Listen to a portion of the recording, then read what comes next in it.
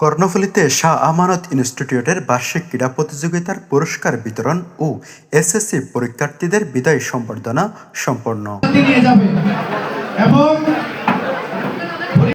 18 April শনিবার কর্ণফুলীর শিকলবাহা কর্ণফুলী গার্ডেনে শাহ আমানত ইনস্টিটিউটের বার্ষিক ক্রীড়া প্রতিযোগিতার পুরস্কার বিতরণ ও এসএসসি পরীক্ষার্থীদের বিদায় সম্বর্ধনা অনুষ্ঠান সম্পূর্ণ হয়েছে।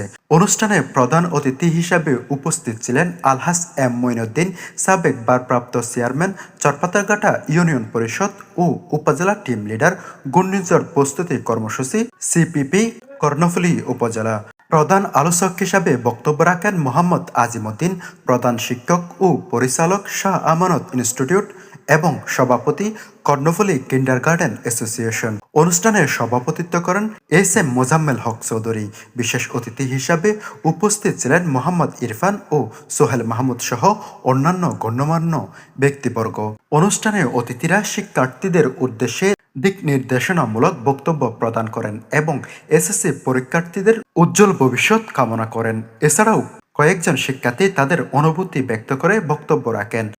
আজকে আমাদের কর্ণফুলী উপজেলায় শিক্ষা প্রতিষ্ঠানের মধ্যে অন্যতম একটা শিক্ষা প্রতিষ্ঠান শাহ আমানত ইনস্টিটিউট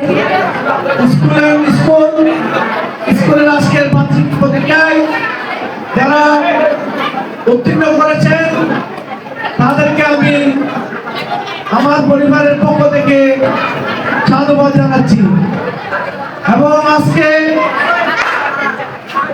বার্ষিক ক্রীড়া প্রতিযোগিতায় অনেক ছাত্রছাত্রীরা অকৃতকার্য করেছে।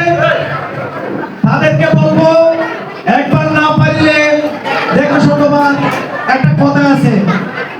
আজকে এখানে আমাদের শিক্ষা জাতির মেরুদণ্ড, শিক্ষা ছাড়া কোনো জাতি উন্নতি করতে পারে না।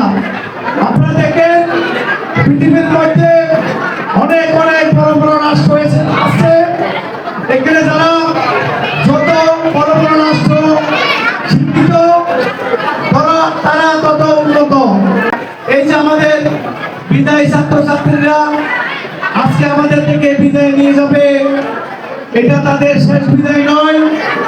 এই বিদায় আমাদের প্রাথমিক স্তর থেকে উচ্চ বিদ্যালয়ে তারা পদার্পণ করবেন।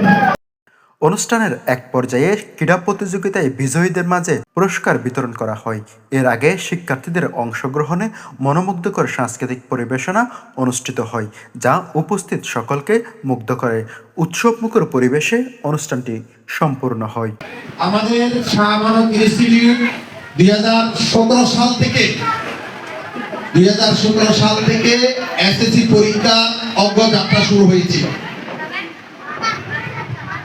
তারই ধারাবাহিকতা আজকে 2026 সাল পর্যন্ত অত্র প্রতিষ্ঠান এই কর্ণফুলী উপজেলার মধ্যে প্রাইভেট প্রতিষ্ঠান হিসেবে সবসময় প্রথম স্থান অধিকার করে আসছে।